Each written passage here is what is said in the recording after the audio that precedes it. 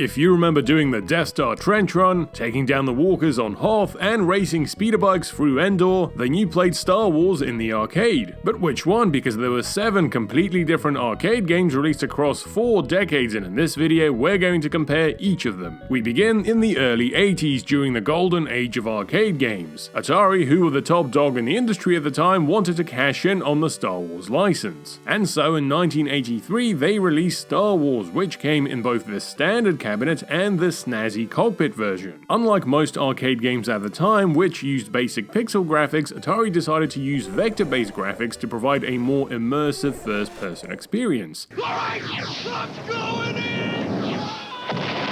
In a galaxy of video games, there is only one, Star Wars. And look, I know it doesn't exactly seem very immersive these days, but come on, this is a 40-year-old game. Star Wars Arcade is based around Luke's attack on the Death Star and is broken up into 3 main sections. We've got the dogfight against the TIE fighters in space, then a run across the Death Star surface where you have to take out the turrets, and finally a trench run which ends with you firing the torpedo. And yes, it does look very basic these days, but I must say in many ways it still holds up. It's fast-paced, smooth, and the developers made most of the vector graphics. They even included dialogue from some of the main characters. The Force will be with you. Although Luke does sound a bit depressed. Red 5 standing by. Next up, released in 1984, we have Return of the Jedi, which uses traditional pixel-based graphics. Plus, you can use the Death Star to select the difficulty. This game is also split into 3 sections, each across an isometric playing field. We start with the speeder chase, where you can shoot or ram the troopers off their bikes, with some assistance from the locals. This is followed by Lando in the Falcon flying into the Death Star core while avoiding these red curtains. Once inside, you blow up the core, and then you have to do the level in reverse, faster, while trying to outrun the explosion. And then the final level alternates between Chewie in the Walker and the Rebels in space. This is a fun game, the graphics are downright charming, but you can tell it was intended to eat up coins as the levels can get pretty hard. Next up, released in 1985, is The Empire Strikes Back, which is a step back in both the episode order and graphics because this game was a conversion kit for the original Star Wars arcade. This time you start in the snow speeder shooting probe droids before transitioning to the Battle of Hoth, where you have to take down the walkers by either using the tow cable or shooting them in the eye. The final section takes place in space and has you piloting the Falcon against the TIEs before going into the asteroid field. This game is definitely an upgrade over the original, the vector models are higher in detail and it has more voiceover, even if Obi-Wan does sound drunk. Luke, don't give in to hate.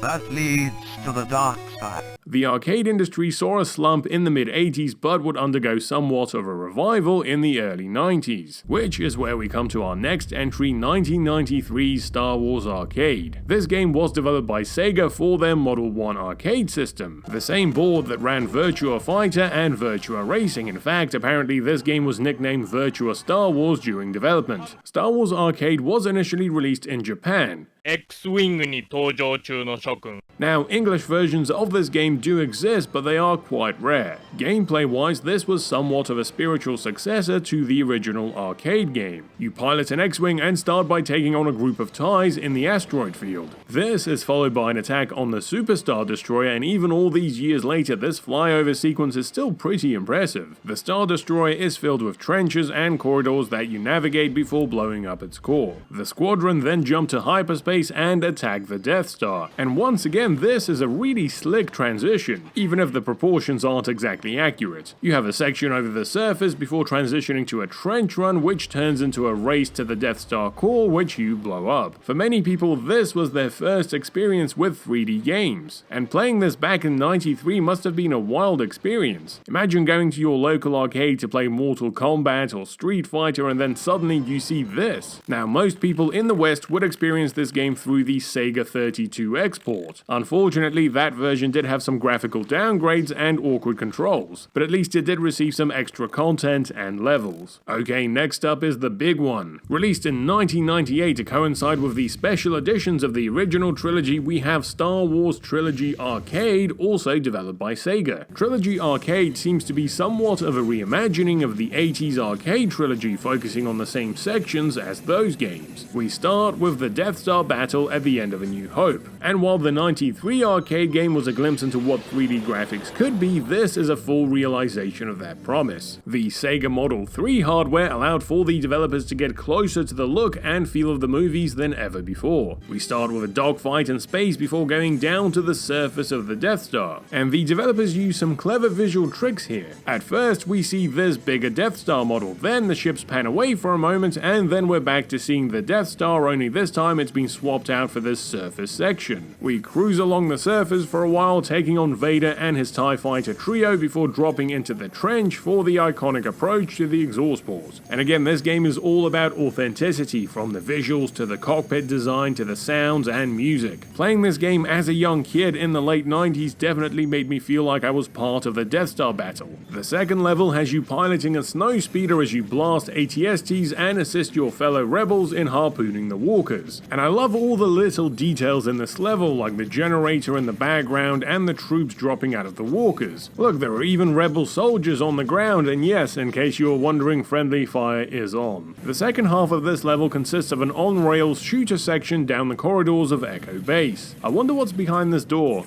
Oh, never mind. This is actually a nice homage to the deleted scene from the movie. The level ends with you escorting the droids to the Falcon and holding back the Imperials as they board the ship. This is followed by a special stage, a first-person lightsaber duel against Boba Fett. Bounce enough of these bolts back and he'll go flying into the Sarlacc pit, and was I the only one who was terrible at this section as a kid? Next is the Endor speeder bike chase, and this level in particular always stood out to me. I remember playing it as a 7-year-old and thinking graphics would never get better than this. Spoilers, they would. After shooting enough scout troopers in the backside, we move on to another on-rail shooting section, this time against these quagmire-jawed stormtroopers. Don't shoot our own men! Okay, but you never said anything about the Ewoks. And the level ends with you taking on an AT-ST. This is followed by another special stage, a climactic battle against Darth Vader, complete with a cardboard cutout of Palpatine in the background. And if you were good enough or had enough coins to get this far, you were treated to the final level above Endor. We start with this great space battle that has you whizzing between Star Destroyers and Rebel command ships. This is followed by a flight across the surface of the Death Star and then an attack on its core. And that's it for Star Wars Trilogy Arcade, which is another superb effort by Sega at creating a fun, dynamic arcade experience that feels incredibly authentic to the movie. The following year saw the release of The Phantom Menace, which had a whole slew of tie-in video games including Episode 1 Racer, and in 2000 Sega would adapt this concept into Racer Arcade. Now this game's big selling point was the pod racer style arcade cabinet and controls, which came in several SKUs including the Mini, the Deluxe, and even the Twin Cabinet set. Gameplay wise, Racer Arcade is very similar to its console counterpart. The graphics and visuals are a bit better, but the arcade version only has 4 racetracks and 4 pilots compared to the console version's 25 tracks and pilots. However, Racer Arcade more than makes up for it with its name entry screen, which consists of Jar Jar eating the letters and then spitting them out. Also, I will quickly mention this cabinet developed by Tsunami Visual Technologies to run Starfighter for the PC. It's not a dedicated arcade game, but I still think it deserves a shout out. And so we come to the final Star Wars arcade game, released in 2015 by Bandai Namco. We have Star Wars Battle Pod. By the 2010s, arcade games had been mostly killed off by home consoles, and the few arcade machines that were still being manufactured had to rely on immersive and unique experiences that you just couldn't get at home. And Star Wars Battle Pod is a prime example of this. Based on Bandai Namco's very own Mac Storm, Battle Pod was built into this cockpit-style cabinet with a curved dome screen, which went a long way in making the player feel like they were piloting a starfighter. Plus, there was also a regular flat-screen version. Now, gameplay-wise, this is another on-rail shooter set during the original trilogy, which covers pretty much the exact same levels as the '98 game. I guess if it ain't broke, don't fix it. We start with the attack on the Death Star, and after this sleek launch sequence, Battlepod quickly kicks things into high gear. The game uses modern arcade hardware to great effect. It's incredibly fast-paced, sleek, and filled with all sorts of details. There are like 100 different things happening on screen at any one point. The level ends with a trench run, a battle against Vader, and the old torpedo shot. The next next level has you piloting the speeder during the Battle of Hoth, and the developers did a great job of making what could have been yet another Hoth battle feel fresh and dynamic. The game has you flying underneath walkers, narrowly avoiding cliff faces, and dodging a full-on collision between these two rebel transports. Just like the 98 game, the Endor level is based around the speeder bike chase, only this time the environments have been greatly expanded. You'll be dashing through the river, the Imperial base, and the Ewok village, all the while dodging walkers, doing crazy